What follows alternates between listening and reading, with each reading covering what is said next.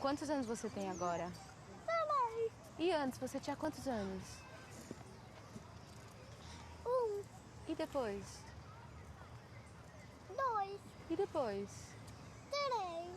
E quantos anos você vai fazer no seu próximo aniversário? 4 meses eu vou fazer. Depois 5 anos, depois 7 anos. Sério, filho? E depois? Depois eu vou ficar um adulto.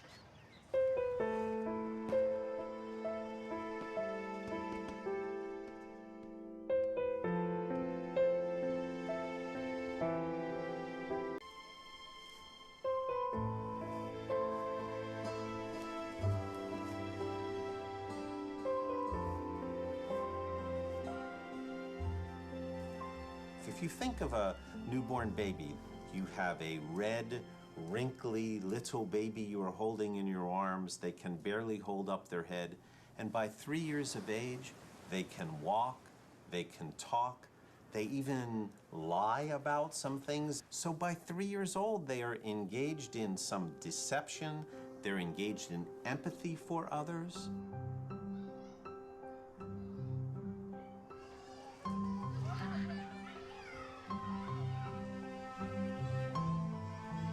One of the things that we know is that babies are the best learning machines in the universe. Even philosophers and psychologists and psychiatrists thought that babies were irrational, they were egocentric, they were amoral, they didn't understand cause and effect, they couldn't take the perspective of another person. And in the past 30 years, our science has taught us that everything is exactly the opposite. You guys are the best sisters. Yes. No. Yes. You say yes? No.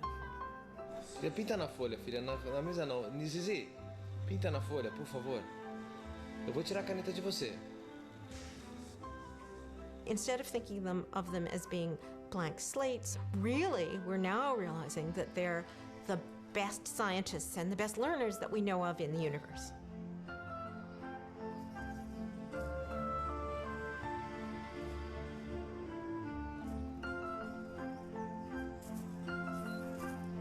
We often say that toddlers have trouble paying attention.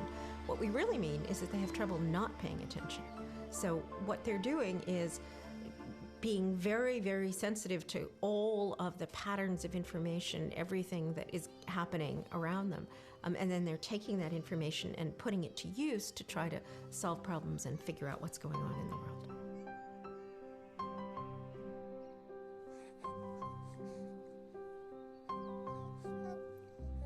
Babies have guesses or hypotheses about what should happen in the world, and they try to confirm them. That is one of the reasons why if you have a baby in a high chair in a restaurant, they may drop a spoon off the side of the high chair and it hits the floor and makes a big noise. And the parent may put the spoon back on the high chair and say, "Don't knock off the spoon." And the next thing the baby does is pick up the spoon and throw it on the floor again to see if it makes a noise. So the babies are busy trying to understand how predictable the world is. Does the world work like this? If I drop that spoon, will it make another sound? Sometimes they do experiments with us. If I drop the spoon, will my mother get excited? The mother is saying, "Stop." The baby is thinking, "This is wonderful. I understand my mother. I can get her to make this facial expression." Children with high self-esteem are willing to take some risks and chances about learning new things because they can be wrong. So self-esteem helps you do new things even if you will not be successful. Most of the time, young children are not successful. Children fail a lot. As adults, we have to try to understand what it would be like to be a child. They try to climb up on the couch and the couch is too high. They try to feed themselves and things spill. And so we need to boost their self-esteem and make them feel good so they can go through life, which they have to keep going until they can succeed. We call the early years formative. What is firing the baby's brain? It's nothing less than a sense of self. How does it feel to be me? How does it feel to be human? This life, what is this? That's what's forming our sense of self and our sense of the world. Un bambino abbia bisogno di essere lasciato anche libero, libero di scegliere, libero di osservare, libero di avvicinarsi, di spostarsi, libero di poter vivere un materiale in diversi modi. A volte mi sono sentita spesso dire il bambino ha bisogno di imparare, è una sorta di vaso da metterci dentro degli saperi. No, non è vero, non è questo. Non è una tabula rasa dove tu appoggi i tuoi saperi, le tue competenze. I bambini apprendono, imparano e co-costruiscono il sapere. Quindi insieme a te, insieme ai loro compagni, insieme agli altri bambini, e lo fanno se ti vedono coinvolta, se ti vedono divertirti con loro, se ti vedono interessata a quello che fanno e se vedono che questo interesse passa non solo dal bambino all'adulto, ma soprattutto dai bambini ai bambini.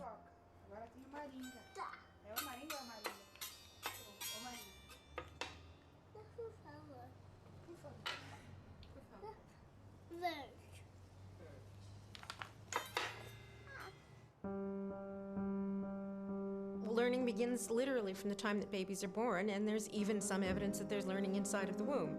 Learning isn't having an agenda. It's forming associations, recognizing when they discover, gee, this block fits into this slot in a particular way. You know, when they put things together that have never been put together before, or they're in the kitchen playing with the pots and pans, they're in the woods building a playhouse, or on the beach building things in the sand. They're just inventing. They're the world's original innovators.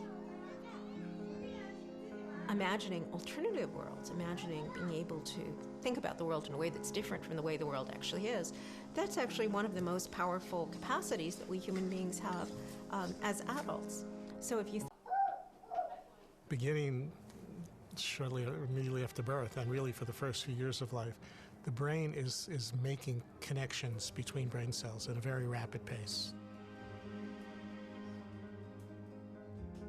Every second, the brain is making between 700 and 1,000 new connections every second. in the baby's brain, there's many, many different routes and possible connections from one neuron, one nerve cell to another nerve cell. What happens in development is that those pathways that are used a lot get maintained and strengthened, and the ones that aren't used, that don't get any input, just sort of disappear.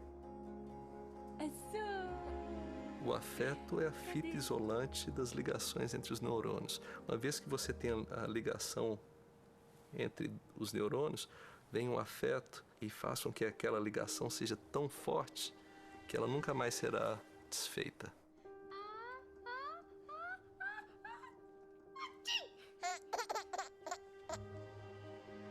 The most important ingredient is the people who interact on a regular basis with young children.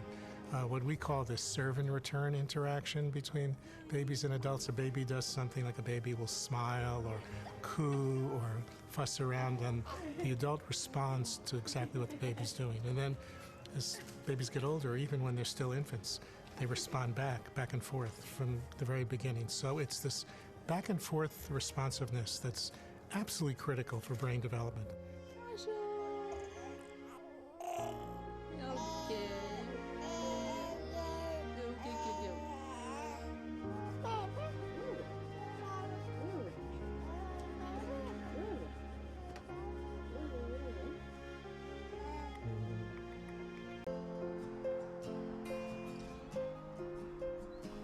Our children don't care whether I'm important.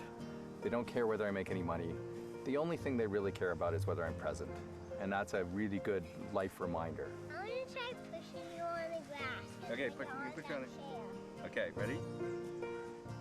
Oh! No, I'm not gonna let you do this time. Oh! Oh!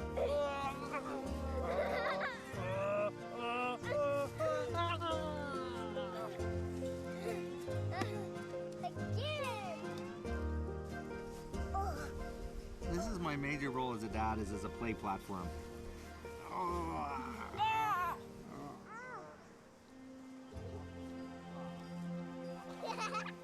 Like that? How's that? We can do it too, just like this. I think that from a creative perspective, one of the most important things to give kids is nothing, is to allow them to invent things with whatever happens to be around.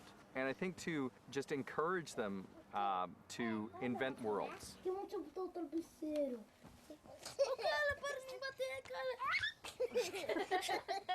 Eu não dou brinquedo muito pra eles, assim, a gente tenta, quando tem caixa de papelão, a gente faz, corta e cola, faz tipo uma casinha mesmo, assim, a gente vai lá fora, pega as folhinhas né, e cola, faz o tronco, cola, como se fosse uma casinha, de verdade, a gente pega o material orgânico e faz, eu quero que eles sintam, que eles trabalhem com isso. O Benny quer Skylanders, agora ele gosta de Skylanders, eu não compro Skylanders pra ele. A gente vai no computador, faz um print, né, os desenhos, ele corta, ele faz cartas. Então é uma coisa que é um processo. Não é uma coisa assim, eu quero uma coisa, eu ganho uma coisa. É tipo assim, eu quero isso, então vamos criar alguma coisa em cima disso. E ele fica uma semana trabalhando nas cartas dos Skylanders, entendeu? E ele chega em casa feliz da vida, querendo trabalhar naquilo. This notion of providing opportunities for children to explore and learn and whatever else, or play. Play is the major vehicle for children to learn.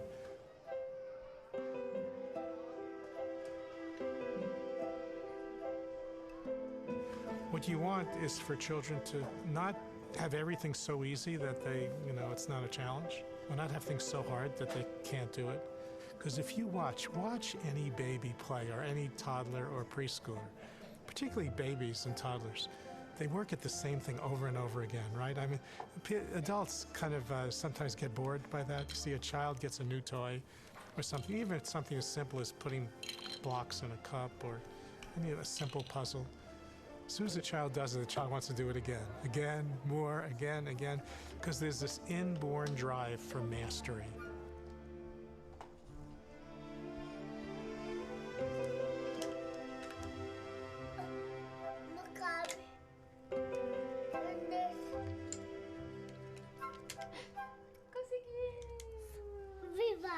A criança, ela é na brincadeira, né? Todas as outras relações é aquilo que vai compondo, dando alguma forminha, mas a essência é no brincar. E ela é para que seja no presente, no aqui e no agora, não com um objetivo final para que desenvolva determinadas habilidades. Ela é por si só o objetivo. Acham que eles deveriam fazer do ambiente do bebê um espaço meio escolinha, né? Cheio de recursos, cheio de objetos pedagógicos e lúdicos. A graça da criança brincar é justamente subverter os objetos e transformá-los em brinquedos. Então, que uma caneta com uma régua vire um aviãozinho é muito mais interessante para o desenvolvimento da criança do que o aviãozinho pronto com controle remoto. Na hora que ela subverte o objeto em brinquedo, ela cria. No que ela cria, ela aprende, ela transforma, ela inventa, algo de novo acontece.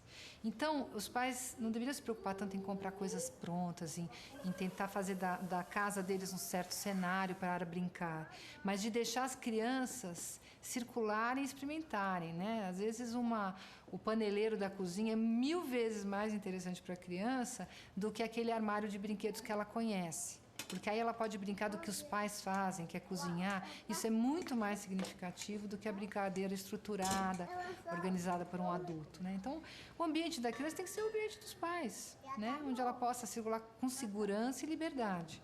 Já tá pronto o macarrão. Tá pronto o macarrão, rapaz?